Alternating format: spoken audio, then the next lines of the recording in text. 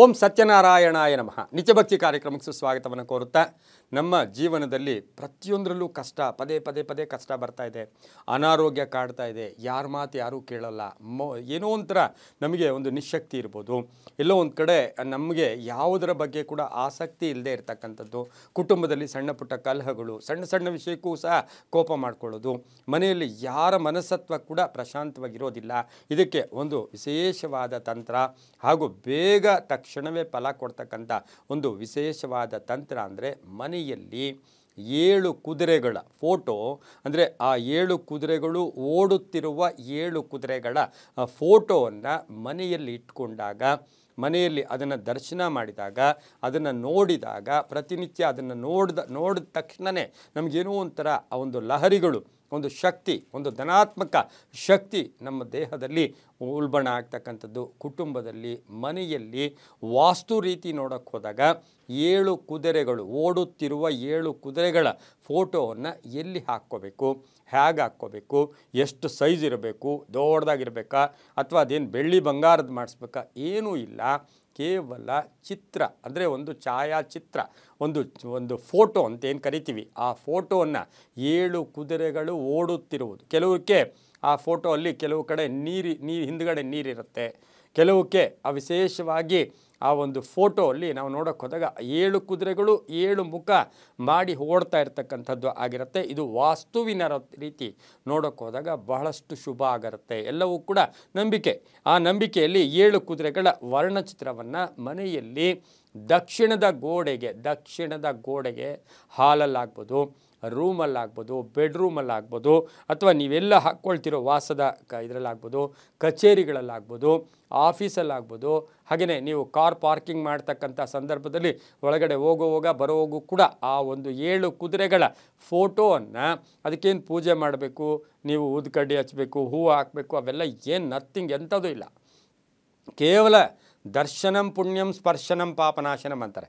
ದರ್ಶನಂ ಪುಣ್ಯಂ, ಆ ದರ್ಶನದಿಂದ ಈ ಕುದುರೆಗಳೇನಪ್ಪ ಅಂದರೆ ನಮಗೂ ಚೈತನ್ಯದ ಸಂಕೇತ. ಚೈತನ್ಯದ ಕುದುರೆಗಳು ಎಲ್ಲೂ ಕೂಡ ಅವು ಕಾರ್ಯಪ್ರವೃತ್ತರಾಗಿದ್ದಾಗ ಹಿಂದೆ ಮುಂದೆ ನೋಡೋದೇ ಇಲ್ಲ, ಅದು ಕಂಪ್ಲೀಟ್ ಗುರಿಯನ್ನು ಮುಟ್ಟೋಕೆ ಪ್ರಯತ್ನ ಪಡುತ್ತೆ. ಆ ಶಕ್ತಿ ನಮ್ಮಲ್ಲಿ ಬರುತ್ತೆ. ಅದೇ ರೀತಿ ಸೂರ್ಯನಾರಾಯಣನಿಗೆ 7 ಕುದುರೆಗಳು ಕೂಡ ರಥಕ್ಕೆ ಇರತಕ್ಕಂಥದ್ದು ಕೂಡ ನಮಗೆಲ್ಲರಿಗೂ ಗೊತ್ತಿರುವ ಒಂದು ವಿಷಯ ಕೂಡ ಆಗಿರುತ್ತೆ. ಹಾಗೆಯೇ ಈ ಕುದುರೆಗಳು ಶಕ್ತಿಯನ್ನು ಕೊಡ್ತವೆ, ಯಶಸ್ಸನ್ನು ಕೊಡ್ತವೆ, ಕೀರ್ತಿಯನ್ನು ಕೊಡ್ತವೆ, ಆರ್ಥಿಕವಾಗಿ ಸಬಲತೆಯನ್ನು ಕೊಡ್ತವೆ, ಹಾಗೆ ಏನೋ ಒಂಥರ ಧೈರ್ಯವನ್ನು ತುಂಬಿಸ್ತಕ್ಕಂಥದ್ದು, ಆ ವಾತಾವರಣದಲ್ಲಿ ಧನಾತ್ಮಕ ಶಕ್ತಿ ತುಂಬತಕ್ಕಂಥ ಸಾಧ್ಯತೆ ಈ ಒಂದು ಓಡುವ 7 ಕುದುರೆಗಳ ಫೋಟೋಗಳನ್ನು ಹಾಕ್ಕೊಂಡಿದ್ದೆ ಆದರೆ ತುಂಬಾ ಒಳ್ಳೆಯದಾಗತ್ತೆ. ಹಾಗೆ ಹೇಳಿದ್ನಲ್ಲ, ನೀರಿರೋ ಕಡೆ ಕುದುರೆಗಳು ಓಡ್ತಾ ಇರುತ್ತೆ, ಕೆಲವು ಕಡೆ ಹಿಂದ್ಗಡೆ ಚಂದ್ರ ಕೂಡ ಇರ್ತಾನೆ, ಚಂದ್ರನ ಫೋಟೋ ಕೂಡ ಇರ್ತಕ್ಕಂಥ ಸಾಧ್ಯತೆ ಕೂಡ ಇರುತ್ತೆ. ಹಾಗಾಗಿ ಈ 7 ಅಂತಕ್ಕಂಥದ್ದೇ ಒಂದು ಸಪ್ತಮ ಅಂತಕ್ಕಂಥದ್ದೇ ಒಂದು ವಿಶೇಷವಾಗಿ ಸಪ್ತ ಮಹಾಸಪ್ತ ಅಂತ ಕರಿತೀವಿ. ಹಾಗಾಗಿನೇ 7 ಕುದುರೆಗಳು ಸೂರ್ಯನಿಗೆ ಇರ್ತಕ್ಕಂಥದ್ದು ಕೂಡ ಆಗಿರುತ್ತೆ.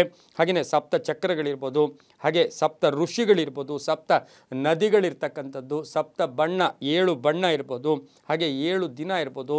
ಈ 7 ಅನ್ನೋದೇ ಬಹಳಷ್ಟು ಪವಿತ್ರವಾದದ್ದು ಆಗಿರುತ್ತೆ. ಹಾಗೆ ಸಪ್ತ ಚಿರಂಜೀವಿಗಳನ್ನು ಕೂಡ ನಾವು ಹೇಳ್ತೀವಿ.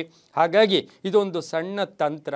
ಈ ಸಣ್ಣ ತಂತ್ರವನ್ನು ನೀವು ಮನೆಯಲ್ಲಿ ದಕ್ಷಿಣದ ಗೋಡೆಗೆ, ಪೂರ್ವಕ್ಕೆ ಹಾಕಬಾರ್ದು, ಪಶ್ಚಿಮಕ್ಕೆ ಹಾಕಬಾರ್ದು, ಉತ್ತರಕ್ಕೆ ಹಾಕಬಾರ್ದು, ಕೇವಲ ದಕ್ಷಿಣದ ಗೋಡೆಗೆ 7 ಕುದುರೆಗಳ ಫೋಟೋ ಹಾಕ್ಕೊಂಡಿದ್ದೆ ಆದರೆ ಮಕ್ಕಳಲ್ಲೂ ಕೂಡ ಒಂದು ವಿದ್ಯಾರ್ಜನೆಗೆ ಆಸಕ್ತಿ ಮೂಡ್ತಕ್ಕಂಥದ್ದು, ಮಹಿಳೆಯರಲ್ಲೂ ಕೂಡ ಒಂದು ಪ್ರಶಾಂತತೆ, ಜೊತೆಗೆ ಯಾವಾಗಲೂ ಹೇಳ್ತೀವಿ ಗೃಹಿಣಿ ಗೃಹ ಮುಚ್ಚತೆ.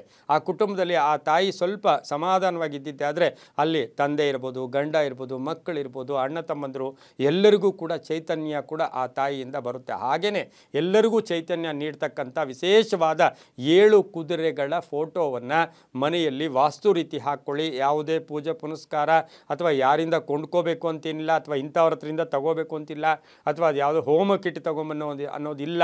ಹಾಗಾಗಿ ಯಾವ ಸೈಜು ಇಲ್ಲ, ಯಾವುದೇ ನೀವು ತಾಮ್ರದ್ದು, ಬೆಳ್ಳಿ, ಹಿತ್ತಾಳೆ ಏನೂ ಇಲ್ಲ. ಕೇವಲ ಒಂದು ಚಿತ್ರಪಟ, ವರ್ಣಚಿತ್ರವನ್ನು ಮನೆಯಲ್ಲಿ ಹಾಕ್ಕೊಳ್ಳಿ, ತುಂಬಾ ಒಳ್ಳೆಯದಾಗುತ್ತೆ ಅಂತ ಹೇಳ್ತಾ, ಎಲ್ಲವೂ ನಂಬಿಕೆಯ ಆಧಾರದಲ್ಲಿ ಅಂತ ಹೇಳ್ತಾ, ಸರ್ವೇ ಜನ ಸುಖಿನೋ ಭವಂತು, ಸಮಸ್ತ ಸನ್ಮಂಗಳಾನಿ ಭವಂತು.